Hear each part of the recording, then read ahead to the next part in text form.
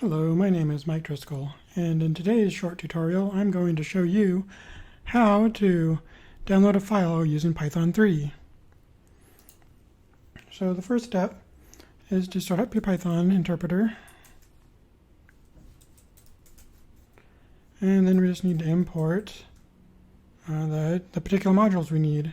So Python comes with something called URL lib, but we need different parts of it to make it work the way we want to. So we'll import urllib.request, urllib.parse, and we don't need error. So then let's get those two imported. Then we need to use find a URL to use. I happen to have one that we can use for my website. Let me just go back here and fix this link quick. Alright. Sure that got saved. Okay. So now if we want to download this file, we can just do urllib.request .url retrieve. And retrieve takes a couple of different arguments. First, you need the URL that you want to grab. And then you want to name the file locally, so we'll just call it code.zip.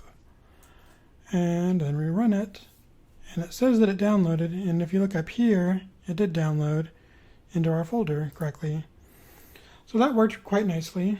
URL lib also has another way to download files. If you want to just download them like bit by bit, or I don't know, it's just another way to do it. Let's go ahead and look at how to do that. So one way to do it is to create a file object of sorts. Well, in this case, it's a URL open object, but it's kind of like a file object. Let's do request, but we'll say URL open this time, and we'll open up the same URL. And we'll check and see. So we have a response object now.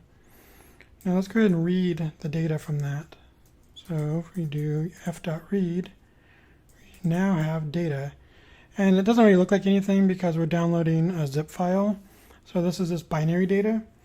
If we want to save it though, we can go ahead and do that with Python by doing with open, let's call it code2.zip. And we'll want to save it as a binary file, so you do WB for write mode and B for binary. So we're writing in binary mode here. And then we'll say we call it code. And then you just do code.write, and you write your data out, and it wrote it out. Now, the reason you use the with statement here is that with it creates a context manager with open. So it'll open up the file, and then it will close it once you fall out of the with statement.